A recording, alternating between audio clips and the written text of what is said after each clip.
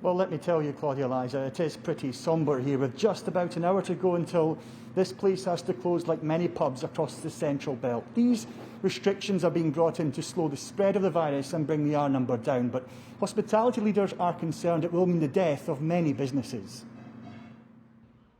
In the countdown to closing, arriving for a final few before the clock strikes 6, punters in this Glasgow pub accepted. Why? What have you made of these new restrictions?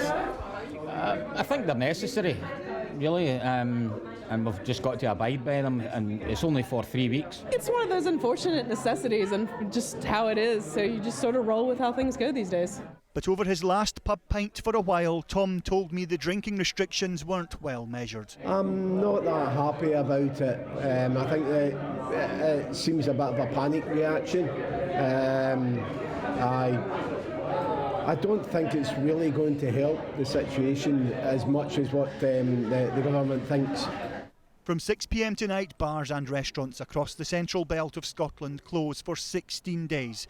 Outside of this area, a 6 o'clock curfew is in place and alcohol can only be sold outdoors.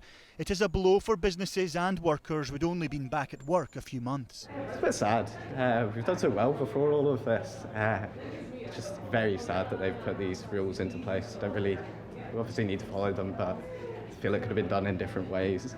With supermarkets still being able to sell alcohol doesn't really end the fact of like house parties and stuff going on.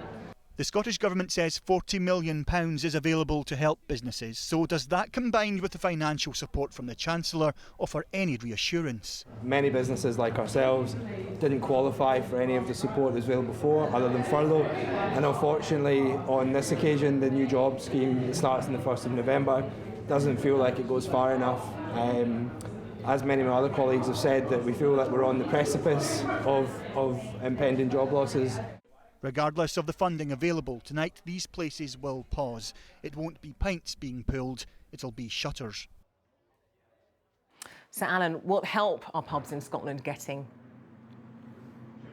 Well, along with that UK government announcement on funding for businesses that are having to close because of restrictions, there is £40 million from the Scottish Government. That money from ministers in Edinburgh, but there is a lack of clarity on how easily that will be accessed by businesses. We really need that financial support. There's also concern how it can be spread out among the 20,000 hospitality businesses really in need of money. And there's also the big problem, how quickly can you get that money to businesses that are closing in about 50 minutes' time?